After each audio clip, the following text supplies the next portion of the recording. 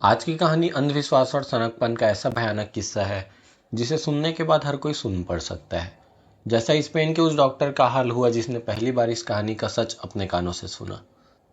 दिल्ली का बुराड़ी कांड दुनिया भर की सुर्खियां बटोर चुका है। रहस्य और रोमांच के साथ साथ अंधविश्वास की यह कहानी क्राइम का वो किस्सा है जो एक बार सुनता है तो सुन पड़ जाता है और अपने ही सवालों में उलझ जाता है कि आखिर ये आज के ज़माने में, और वो भी देश की राजधानी दिल्ली जैसे तरक्की पसंद शहर में, एक पढ़ा लिखा परिवार भी ऐसी दकियानुसी सोच का शिकार हो सकता है।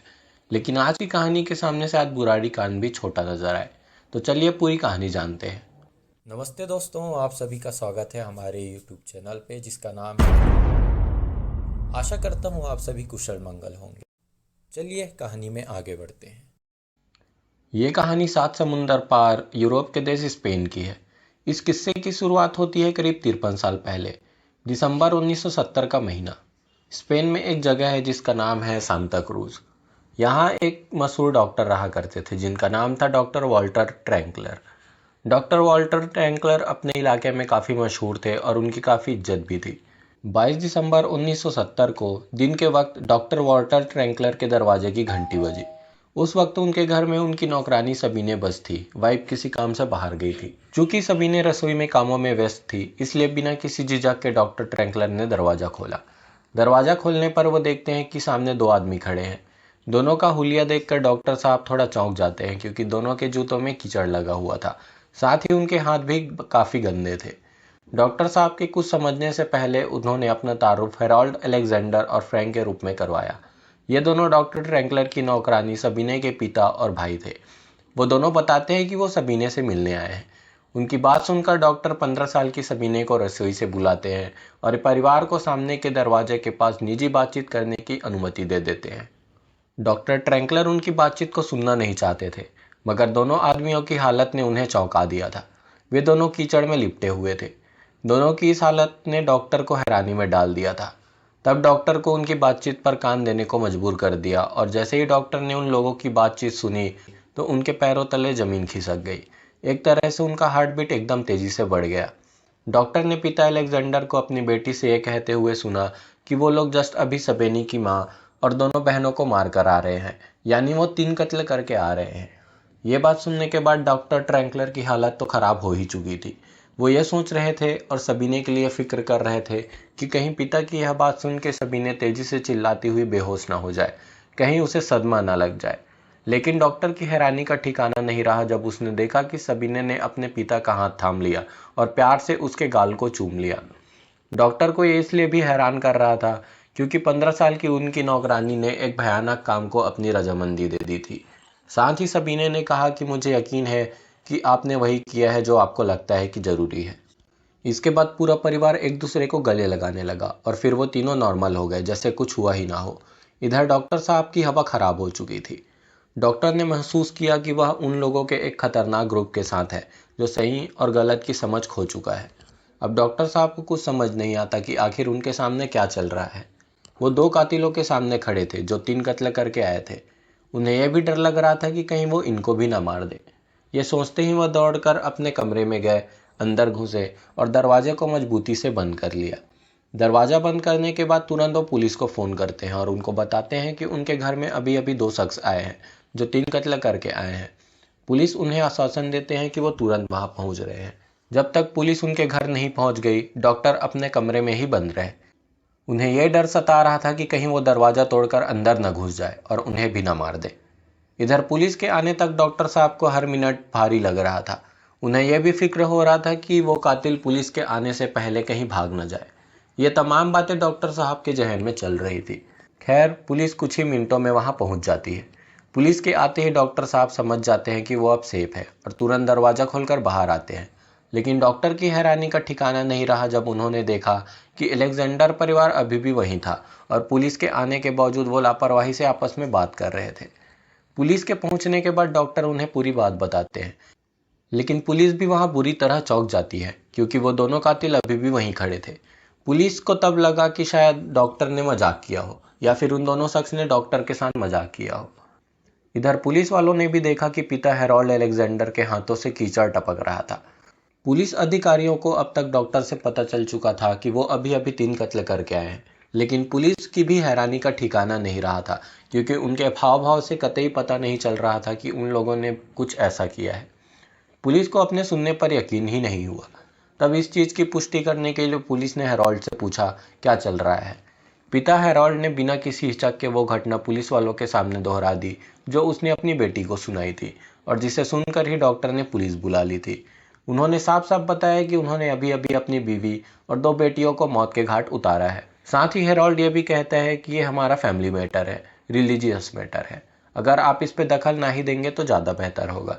ये बात पुलिस को और डॉक्टर को बहुत अटपटी लगी। खैर, जैसे तैसे पुलिस वालों ने मामला संभाला और कहा कि हम आपके मामले में कोई दखल अंदाजी नहीं करेंगे। लेकिन पुलिस वालों ने उनके घर का एड्रेस पूछा तो उन लोगों ने बेझिझक होकर उस अपार्टमेंट का पता बता दिया जहां वारदात हुई थी। पुलिस अधिकारी बुरी तरह से हैरान थे। उन्हें अब भी उन दोनों की बातों पर यकीन नहीं हो रहा था। उन्हें अब भी लग रहा था कि कहीं ये कोई शरारत तो नहीं। अब पुलिस ने बताई गई बात की सच्चाई का पता लगाने के लिए कुछ अधिकारियों को उस जगह भेजा जहां जुर्म करने की बात हेरोल्ड ने बताई थी। पुलिस जब उस जगह पहुंची तो उनके सामने एक भयानक मंजर था, ऐसा जैसा उन्होंने अभी तक ना तो कभी देखा और न ही सुना था, जिसे देखने के बाद उनकी चीख निकल गई थी। पुलिस वालों ने अपनी पूरी जिंदगी में किसी लाश की ऐसी हालत नहीं देखी थी। वहां 3 लाश बेहद बुरी तरह अपार्टमेंट में पड़े थे, 1 लाश बेडरूम में और 2 लिविंग रूम में। पूरा घर खून से लाल हो चुका था। ऐसा लग रहा था कि जैसे वहां खून की होली खेली गई हो। लेकिन पुलिस की आंखें उस वक्त फटी की फटी रहेगी जब उनकी नज़र कमरे की दीवारों पर पड़ी। वहां मरने वालों के बॉडी पार्ट्स को शरीर से जुदा करके दीवार पर किलों से ठोक दिया गया था। पुलिस को देखकर यह यकीन ही नहीं हुआ कि कोई इंसान ऐसे भी कर सकता है। पुलिस के अधिकारी सोच में पड़ गए कि ऐसी कौन सी बात हो गई जिसके कारण कोई इंसान शैतान बन जाए और पागलपन की उस हद में पहुंचने के बाद ऐसी वहशी हरकत को अंजाम दे जिसे देखकर शैतान भी शर्मा जाए। खैर, अब जैसे तैसे करके बाकी लोगों को बुलाया गया और बॉडी कलेक्ट की गई और उसे हॉस्पिटल भेजा गया। इसके बाद इधर डॉक्टर साहब के घर में रहे अधिकारियों तक बात पहुंचाई गई कि डॉक्टर ट्रैंकलर ने जो भी बात सुनी थी वो सही है। अब यह सुनने के बाद पुलिस पिता हेरोल्ड अलेक्जेंडर और बेटे फ्रैंक अलेक्जेंडर को गिरफ्तार कर लेती है। अब यह देखकर 15 साल की सबीने रोने लगती है और कहती है कि आप इन्हें जहां भी ले जा रहे हैं मुझे भी ले जाइए, मैं इनसे अलग नहीं रह सकती। अब पुलिस वालों के सामने दिक्कत यह थी कि सबीने ने कोई जुर्म किया ही नहीं था, तो उसे क्यों पकड़े और कहां ले जाए।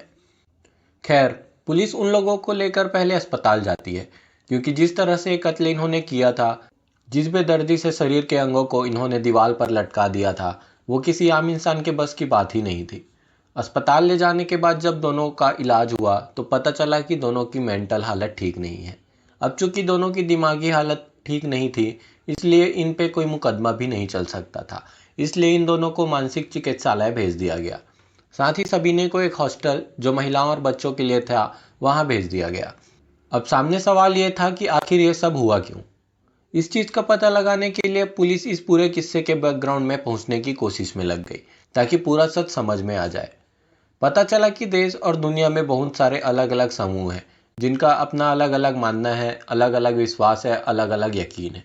तो कहते हैं कि असल में 1800 में एक धार्मिक संगठन बना था जिसका नाम था द लॉर्बर सोसाइटी। असल में लॉर्बर सोसाइटी में ज़्यादा लोग नहीं थे, करीब 100 लोगों का ये एक छोटा सा समूह था, और इस ग्रुप की विचारधारा और मान्यताएं एक सिद्धांत के इर्द गिर्द केंद्रित थी। इस ग्रुप की यही सोच थी कि इनके ग्रुप में जो 100 लोग हैं सिर्फ वही सच्चे और अच्छे लोग हैं। लॉर्बर समाज के बाहर सब कुछ शुद्ध बुराई है और जिसका मालिक शैतान है। इसके साथ ही इनकी सोच यह भी थी कि लॉर्बर समाज के 100 लोगों को बाहर के लोगों से दूर रहना है और सिर्फ लॉर्बर समाज के लोग ही जन्नत जाने के हकदार हैं।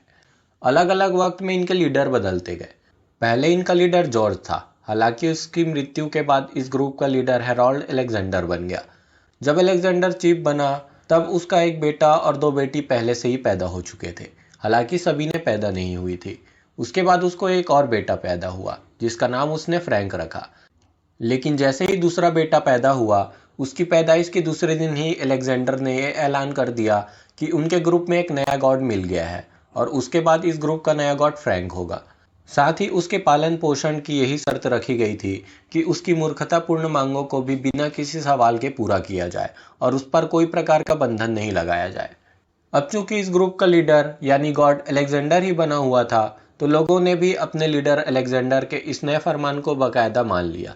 इसके साथ ही अलेक्जेंडर ने यह भी ऐलान किया कि उनका नया गॉड फ्रैंक ही उन्हें आगे ले जाएगा और साथ ही सबको मोक्ष दिलाएगा, और यही उन्हें हॉर ऑफ किलिंग यानी उनकी मौत की तारीख, वक्त, जगह तय करेगा, और उसके बाद वो सब जन्नत में होंगे। अब धीरे धीरे समय बीता, फ्रैंक बड़ा हुआ और वो स्कूल जाने लगा, लेकिन घर वाले और जो 100 लोग उस लॉर्बर समाज से जुड़े हुए थे वो फ्रैंक को एक गॉड की तरह ही ट्रीट करते थे। उसकी हर जायज़ नाजायज़ इच्छा को वो लोग पूरा करते थे, क्योंकि फ्रैंक को वो गॉड मानते थे। इन लोगों का यह अंधविश्वास था कि फ्रैंक ही उनको जन्नत तक ले जाएगा। इधर हर इच्छा पूरी होने के कारण फ्रैंक बिगड़ता भी गया। अब धीरे धीरे फ्रैंक और बड़ा हो गया, और जब बड़ा हुआ तो उसे इंसानी ज़रूरत महसूस हुई। तब उसे पता चला कि अगर उसने ग्रुप के बाहर जाकर कभी भी कोई संबंध कायम किए तो वो गलत हो जाएगा और उसे इस निंदा जैसे संगीन अपराध माना जाएगा। मतलब इस ग्रुप की एक खास चीज़ ये थी कि इस ग्रुप के 100 लोगों के अलावा बाहर के लोगों से किसी प्रकार का कोई संबंध नहीं रखना है। अब फ्रैंक इधर बड़ा हो चुका था और उसे किसी लड़की के साथ संबंध भी बनाना था, लेकिन इस ग्रुप के बाहर वो ऐसा कर नहीं सकता था। ये बात फ्रैंक ने अपने पिता अलेक्जेंडर के सामने रखी। चूंकि घर में 4 महिलाएं थी तो फ्रैंक ने कहा वो इन्हीं के साथ संबंध बनाएगा, यानी अपनी माँ और अपनी ही बहनों के साथ संबंध बनाने के लिए उसने सभी को प्रेरित किया। अब चूंकि फ्रैंक को ये लोग गॉड मानते थे, इसलिए इन्होंने उसकी बात को बिना किसी हिचकिचाहट के मान भी लिया। अब धीरे धीरे 1960 के दशक के आखिर में हेरोल्ड के परिवार और उसके अजीब रिवाज के बारे में बात फैलनी शुरू हो गई। हेरोल्ड अलेक्जेंडर के परिवार को अब समझ में आने लगा था कि वो कभी भी कानून के झमेले में फंस सकते हैं। इसलिए हेरोल्ड परिवार ने अपना और उन 100 लोगों का बोरिया बिस्तर समेटा और स्पेन में कैनरी आइलैंड में चले गए। उसी आइलैंड के बराबर में डॉक्टर ट्रैंकलर रहा करते थे। हालांकि इन्होंने जगह जरूर बदल ली थी, लेकिन इनकी सोच और आदतें पहले जैसी ही रही। इधर फ्रैंक का पागलपन बढ़ता ही जा रहा था और अब वो पूरी तरह से बेलगाम हो चुका था। कहते हैं कि स्पेन जाने के 10 महीने बाद 21 दिसंबर 1970 को, यानी कत्ल होने के एक दिन पहले, शाम को फ्रैंक अपने घर में बैठा हुआ था। अचानक उसने देखा कि उसकी माँ कमरे में लेटी हुई है। उसे अपने माँ के लेटने का तरीका पसंद नहीं आया और उसी वक्त फ्रैंक ने अपने पिता के सामने घोषणा कर दी कि अब हॉर ऑफ किलिंग यानी हत्या का समय आ गया है। ये बात सुनकर पिता अलेक्जेंडर खुश हो गया। अब हॉर ऑफ किलिंग में भी भेदभाव था। मान्यता ये बताई गई कि पुरुष सीधे जन्नत में जाएंगे, लेकिन उनका मानना था कि महिलाएं स्वाभाविक रूप से दुष्ट होती है, उनके अंदर बुराइयां होती है, इसलिए उनको पहले मारना पड़ेगा ताकि सब कुछ यहीं खत्म हो जाए और वो सीधे जन्नत में जाए। तब हेरोल्ड परिवार की महिलाओं से यह कहा गया कि अब वे हॉर ऑफ किलिंग का इंतजार करें। घर की तमाम महिलाओं को भी पता था कि एक दिन उनकी जिंदगी में हॉर ऑफ किलिंग आएगा, जिस दिन गॉड चाहेंगे यानी फ्रैंक चाहेगा, और उन्होंने इस चीज का विरोध नहीं किया। अब सबसे पहले फ्रैंक ने अपनी माँ को ही हत्या के लिए चुन लिया, क्योंकि उसे इस बात का यकीन हो गया था उसकी बिगड़ी शक्ल सूरत की जिम्मेदार और कसूरवार उसकी माँ है, लिहाजा उसके लिए अब मरने की घड़ी आ गई है। सबसे हैरानी तो इस बात की थी कि इस ग्रुप के लोग किसी भी सूरत में अपने मारने के फैसले पर सवाल ही नहीं उठाते थे। इसलिए जब फ्रैंक अपनी माँ के सिर को लकड़ी की मुगरी से मारा तो वह ऐसी मुद्रा बनाकर बैठ गई कि फ्रैंक के लिए उसे मारना मुश्किल नहीं हुआ। फ्रैंक ने अपनी माँ को पीटना जारी रखा, जो उल्टा लेटी हुई थी, और इस बीच हेरोल्ड ने अपना हारमोनियम बजाना शुरू कर दिया, क्योंकि हारमोनियम बजने के साथ ही ये कार्रवाई होनी थी। इधर हारमोनियम बजता रहा, उधर फ्रैंक अपनी माँ को मारता रहा। कोई चीख पुकार नहीं हुई। काफी वक्त लगा और माँ की मौत हो गई। फ्रैंक की 2 बहनें पेट्रा और मरीना भी वहां पहुंच गई, लेकिन माँ के कत्लेआम को देखकर भी उन पर कोई असर नहीं हुआ। इसके बाद हेरोल्ड ने उन्हें भी बताया कि हत्या की घड़ी आ गई है। दोनों लड़कियों को भी नियम पता थे। वे वहीं खड़ी रही और बड़ी ही तसल्ली से अपनी बारी का इंतजार करती रही। माँ को मारने के बाद फ्रैंक ने अपनी दोनों बहनों को बेरहमी से पीटना शुरू कर दिया। कुछ ही मिनटों में दोनों खून से लथपथ फर्श पर सपाट मृत पड़े थे। ये बात उस वक्त खुली जब पड़ोसियों में से एक ने बाद में बताया कि उन्होंने हेरोल्ड के अपार्टमेंट से कुछ दबी हुई कराहें सुनी, लेकिन हेरोल्ड तेज आवाज में संगीत बजा रहा था, लिहाजा उसमें वो धीमी कराहें दब गई। जैसे ही फ्रैंक ने तीनों की हत्या का काम पूरा किया, तब दोनों बाप बेटे ने मिलकर लाशों के बॉडी पार्ट्स को काटना शुरू किया। फ्रैंक एक पेशेवर हत्यारा नहीं था, बल्कि एक सनकी हत्यारा था। उसने तीनों के अंगों को काटने के बाद उन्हें कील के सहारे दीवार पर लटका दिया। हेरोल्ड और फ्रैंक ने यह सब पूरा करने के बाद चारों ओर दौड़ना शुरू किया और जोर जोर से गीत गाने शुरू कर दिए। दोनों खुशी से झूम रहे थे। इसके बाद वो दोनों उस घर से निकलते हैं और इस घर के बराबर में ही उनका एक और घर था, वहां जाकर सो जाते हैं जैसे कुछ हुआ ही ना हो। इसके बाद अगले दिन हैरोल्ड और फ्रैंक डॉक्टर वॉल्टर ट्रैंकलर के घर पहुंचते हैं, जहां उन्हें सबीने के साथ ऐसा ही करना था। लेकिन इसी बीच उनकी आपसी बातचीत को डॉक्टर ने सुनकर पुलिस बुला ली थी। मगर पुलिस ने न तो फ्रैंक और न ही हैरोल्ड को अदालत के कटघरे में खड़े होने लायक समझा, क्योंकि दोनों को मानसिक तौर पर कमजोर पाकर दोनों को पागल खाने भेज दिया गया। इसी बीच सबीने ने भी उनके साथ जाने की गुहार लगाई, लेकिन उसे एक कॉन्वेंट में भेज दिया गया। उसके बाद उसकी किसी ने नहीं सुनी। फ्रैंक और हैरोल्ड अलेक्जेंडर कई सालों तक पागल खाने में रहे, लेकिन 1991 में मनोरोग अस्पताल में भर्ती होने के करीब 20 साल बाद दोनों बाप बेटे अस्पताल से भागने में सफल रहे, और उसके बाद से अब तक उनका कोई पता नहीं चला।